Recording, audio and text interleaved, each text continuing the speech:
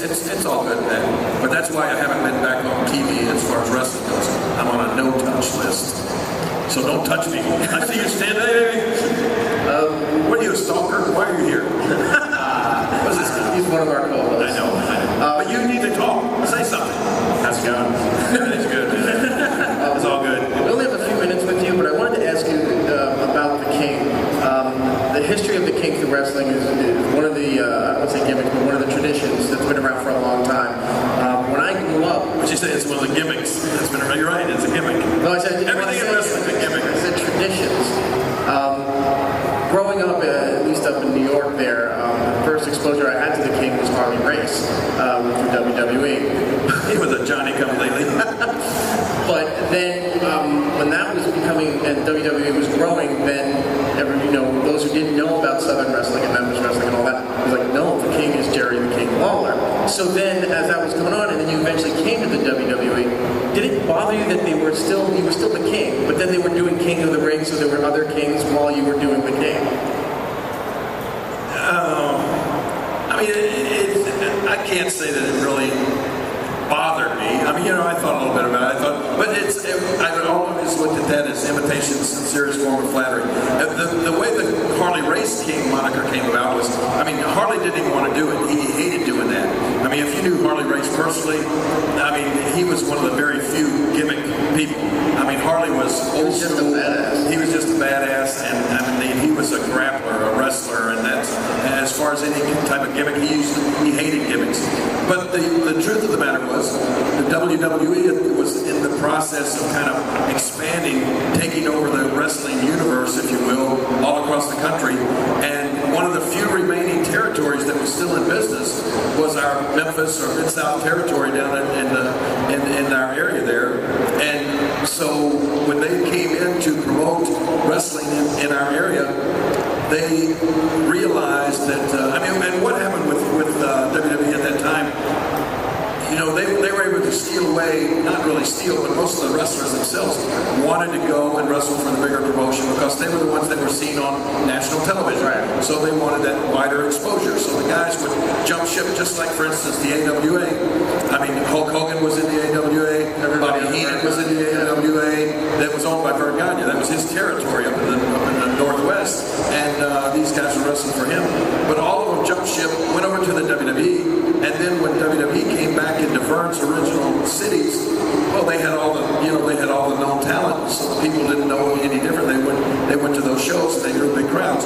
Well, when they were going to come into Memphis and our territory down there, I stayed. I still worked in there, and I was the main event,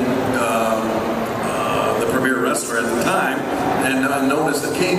So what WWE did, they put that title on Harley Race, but when they came in and booked it and advertised wrestling shows, they just said the King, and it was sort of a almost like a bait and switch type thing, so that it would confuse some of the fans in the area and make them think that I was on the show. I wound up actually suing Vince McMahon and the WWE and won a judgment against them in Nashville, where they held up the gate at the show one night, and Vince will tell you to this day it's like one of the few people that won a lawsuit against him in the WWE. But that was how the whole thing with Harley Race came about. And then later on they went with the King of the Ring tournament, where they kind of recognized a different king every year. But that part, once I was in the WWE, I didn't mind it, and like I said, I looked at it as almost a compliment.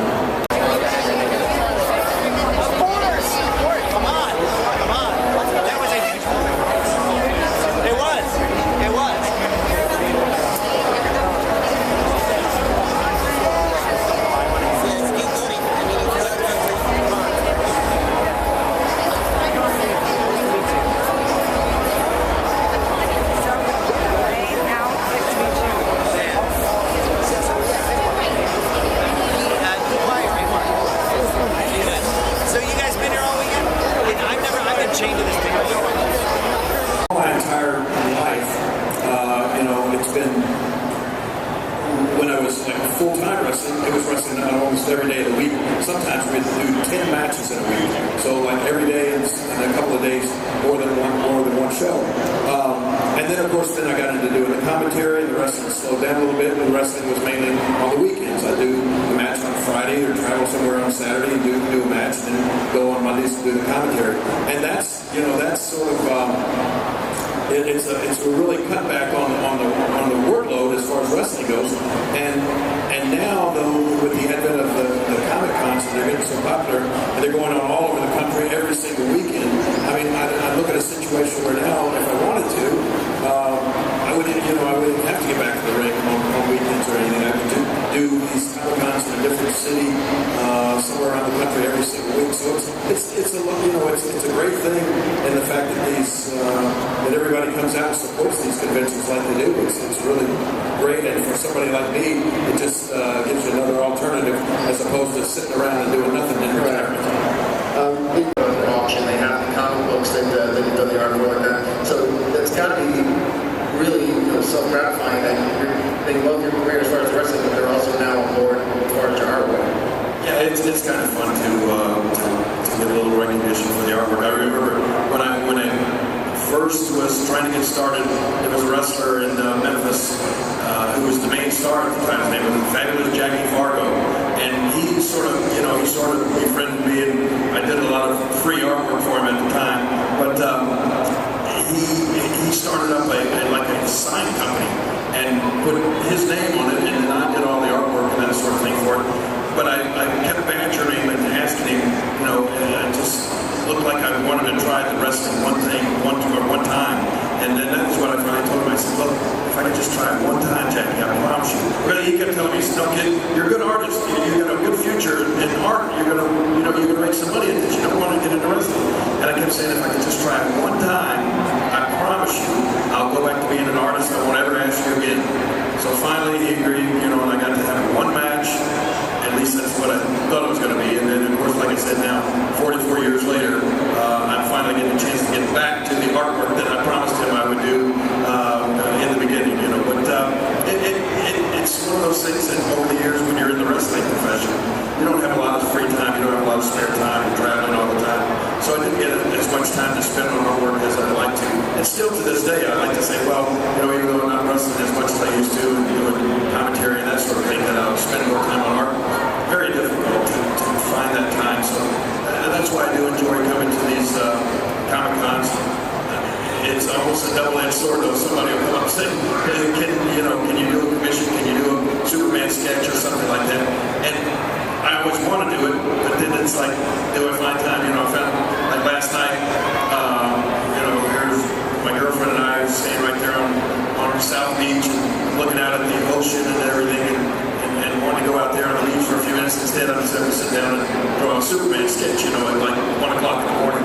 So it's time consuming, but it's fun, and it is like, going back to your original question, yeah, it is nice to get the recognition for the artwork. I got to be honest though, I've always just sort of taken it for granted, and the fact that people come up sometimes and just sort of act like they're amazed to see sometimes how good the artwork is, but it's always something that just came so natural to me. I was always surprised when people tell me they couldn't draw, because it just seemed like it was so easy that it seemed like everybody should be able to do it.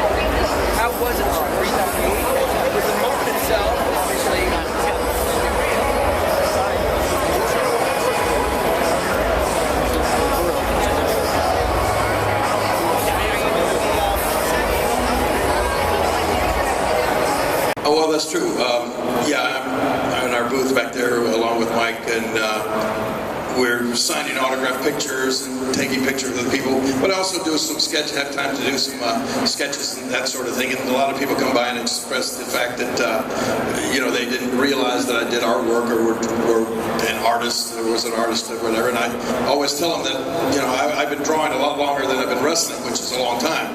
But I first started drawing when I was like 5 years old, and the first thing I remember drawing was Superman, Batman, comic book heroes. heroes and that sort of thing. And actually, it was the art and drawing that got my foot in the door to become a professional wrestler. Started as a kid, teenager, drawing some caricatures of the local wrestlers there in Memphis.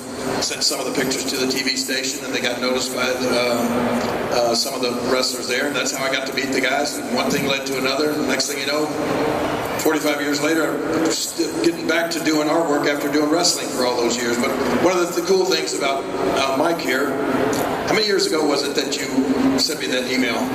I think like 6 years. Yeah, like 6 years ago, I get an email from some guy who turned out to be this guy that said he was working on putting together a comic book about a young man that was trying to break into professional wrestling. And the concept seemed interesting to me, and he asked me if I'd be interested in doing maybe the cover art for it. So we finally got together, and I got to do the cover for Mike's book, and it turned out to be a really neat thing in the fact that it's sort of like the WWE thing that aired on ABC and on ESPN, like behind the curtain.